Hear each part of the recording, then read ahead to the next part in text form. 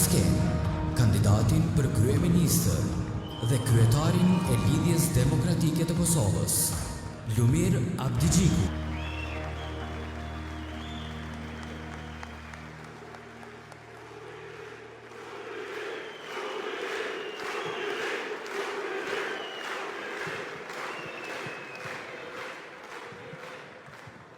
Mirëmbrëma Prishtinë, mirëmbrëma Kosovë, mirëmbrëma njerëz të Republikës sonë. Sa madhështore kjo pamje sonte, sa e bukur duket salla 1 tetor sonte, sa e madhe është kjo frym që po ndizet gjithandej Kosovës sonë, sa e madhe është lidhja demokratike e Kosovës.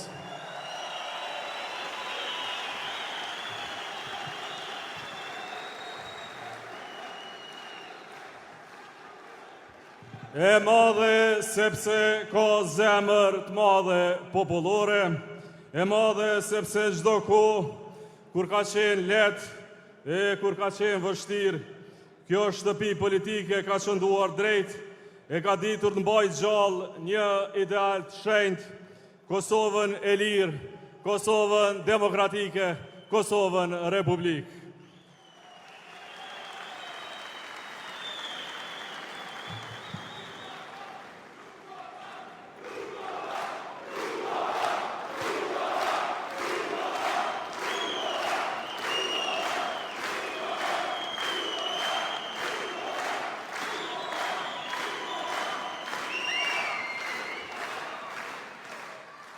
E madhe është LDK, sepse ka mbështetjen e qytetarëve të zakonshëm këtij vendi, të familjeve, të punëtorëve, të rinjve, të grave, burrave, që Kosovën e duan gjithmonë me zemër.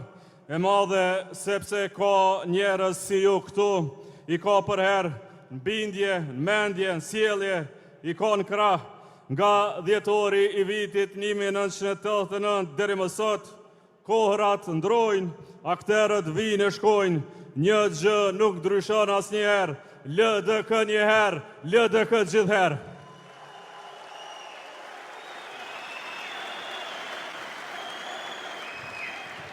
Dhe sonte nga kjo sallë e mbushur, plot si asnjëherë më parë, me gjithë këtë mbështetje, me gjithë këtë madhështi, le t'i tregojmë gjithë Kosovës se lidhja jonë është ngritur në këmbë, është bashkuar fort, është gati për secilën sfidë që na vjen përpara. Na shikoni për pak, s'ka gjë që na rrëzon, s'ka gjë që na trazon, s'ka gjë që na thyen sot, jemi bo bashk, hajdeni tash.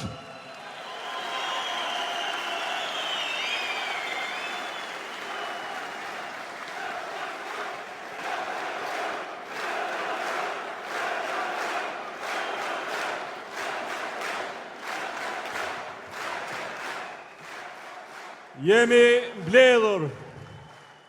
mbledhur, ne LDK, nga gjitha anët e Kosovës, nga peja lulja e Dugaxhinit, nga istoku burimi i djathizmit. Jemi mbledhur nga Deçani, Juniku, Klina. Jemi mbledhur nga Ana Morava, nga Gjilani, Vitia, Artanja, Kamenica.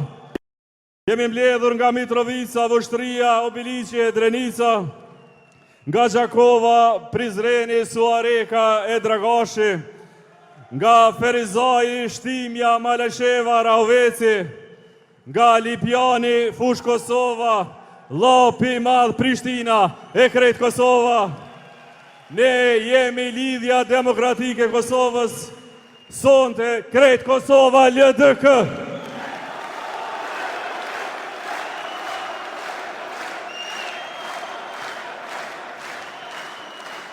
Jemi mbledhur sonte këtu, jo vetëm si pjesëtar të një lidhje të fortë, por si një shtëpi e bashkuar e njerëzve që ndrojnë për Republikën tonë, për të ardhmen tonë, të ardhmen e një vendi që duhet qëndroj krenar, qëndroj i fortë, qëndroj prijetar. Dhe sonte e shënojmë fillimin e një kapitulli të ri për Republikën tonë. Sonte shënojmë një moment definues të historisë së popullit tonë, sonte shënojmë kryengritjen e djathtë kombëtare si thirrje monumentale të popullit të Kosovës. Dhe në këtë kryengritje të djathtë, leti kujtojmë vetës se kush jemi ne, jemi pasardhësit e qëndresës, jemi pasardhësit e rezistencës, jemi pasardhësit politik të shqiptarit më të madh të kohërave, jemi pasardhësit politik të doktor Ibrahim Rrugovës.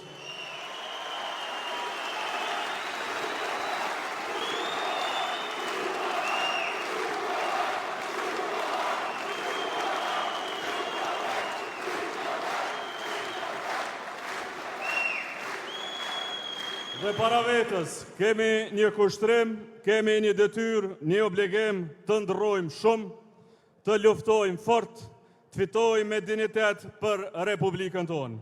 Zonja e Zotërin, sonte jam para jush, jo vetëm si kryetar i 4 të Lidhjes Demokratike të Kosovës, jo vetëm si kandidat për kryeministër i lëvizjes më të madhe kombëtare, sonte jam para jush si një djalë i kësaj toke, si një prind me ëndra të mëdha për fëmijët e tij dhe fëmijët e Kosovës.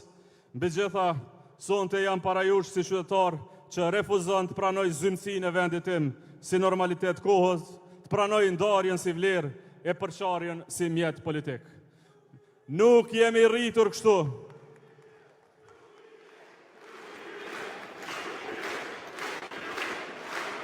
Nuk jemi rritur kështu.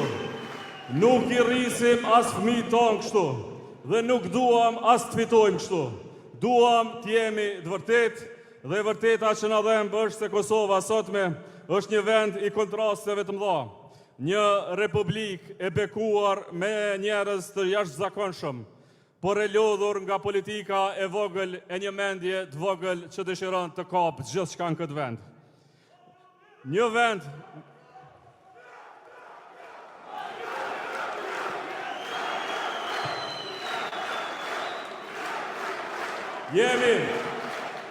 Jemi e një vend me rini shumë të mençur, taft dhe plot dije e energji, por të papunë, pa shpresë të humbur e në kërkim të ardheu dytë. Jemi një tokë që dha gjithçka për këtë liri, por që sot po kërkon me ankth një arsye të re për të besuar sërish. Sot kemi një Kosovë ku familjet punojnë më shumë se kurrë, por jetojnë me më shumë pasiguri se kurrë, kur prindërit sakrifikojnë çdo ditë, por në mbrëmje ende pyesin veten nëse do t'ja dalin muajin tjetër. Ku pensionisti numëron centët e tij për barnat, ku I riu diplomon me ëndra, po përballet me pyetjen më të padrejtë, që mund t'i bëhet një brezi, a duhet të rish këtu apo do të likësh nga këtu. Dhe kjo është plagë kombëtare, sepse një vend nuk humbet vetëm kur është I varfër, një vend humbet kur zhvlerëson besimin. Kur njerëzit fillojnë mendojnë se asgjë nuk ndryshon më, kur shpresa zëvendësohet me cinizëm, kur propaganda bëhet më e fortë se puna, kur zhurma bëhet më e madhe se rezultati, kur përçarja shitet si patriotizëm e kriza si mjet I ekzistencës. Një vend humbet kur mësohet me pak, ne nuk duam të mësohemi me pak. Një vend humbet kur një popull krenar I kërkohet t'i ul pritjet, kur qytetarëve u kërkohet kënaqen me ndihmat përkohshme 100 euroshe në vend të mundësive të përhershme, kur ambicia për zhvillim zëvendësohet me menaxhim të varfërisë, kur frika nga mbrëmjet e brendshëm bëhet gryrje e vetë kohës. Ne mbesim dër të fundit në Evropë e na thuhet se kjo është arritje, rinia jo na largohet e na thuhet se kjo është zgjidhje personale, familjet shtrëngohen çdo muaj e na thuhet se ekonomia po lërzon, bizneset luftojnë për të mbijetuar, na thuhet se kurrë më mirë s'kemi qenë. Kjo është Kosova e propagandës, jo Kosova e qytetarëve të Kosovës, kjo është Kosova tyre, jo Kosova vërtet.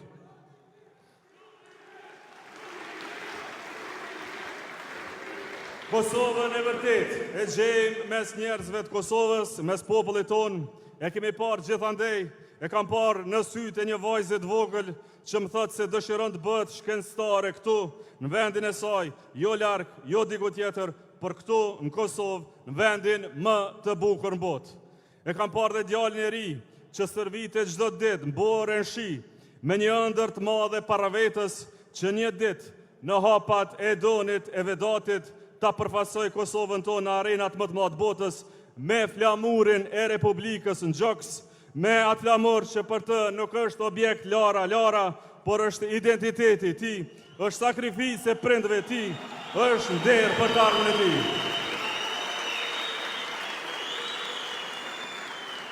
E kam parë tek ndërmarrësit që nuk dorëzohen edhe kur pengohen secilën ditë, tek formerët që zgjohen para agimit pa e humbur besimin se toka e Kosovës ende mund dhe duhet jap më shumë.